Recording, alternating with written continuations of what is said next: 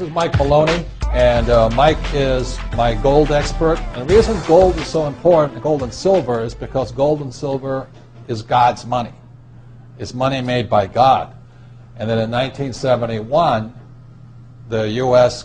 government, under President Nixon, took God's money and turned it into man-made money. Never in the history of the world, this is the thing, never in the history of the world has this ever happened. In 1971, the U.S. and Nixon convinced the entire world to replace gold and silver with paper money. This stuff. Cash is trash.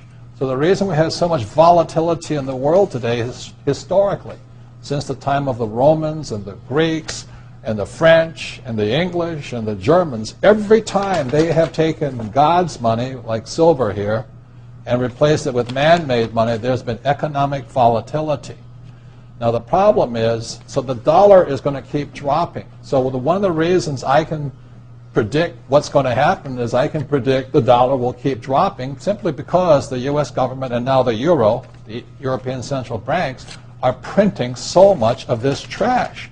So you'll see gold going up in price, oil going up in price, real estate going up in price, because this is trash.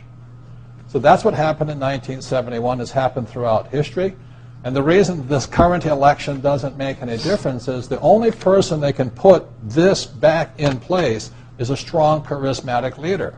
People like Julius Caesar, Napoleon. That's why they were such great leaders, was they actually replaced this with this.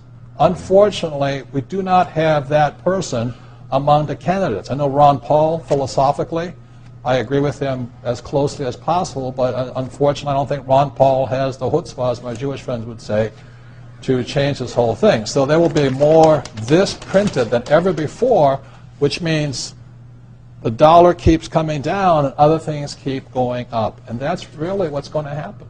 It's predictable. And eventually this will go to its true worth, zero. So all of you savers out there and people trying to save this trash, you're going to lose big time. With that, Mike Maloney.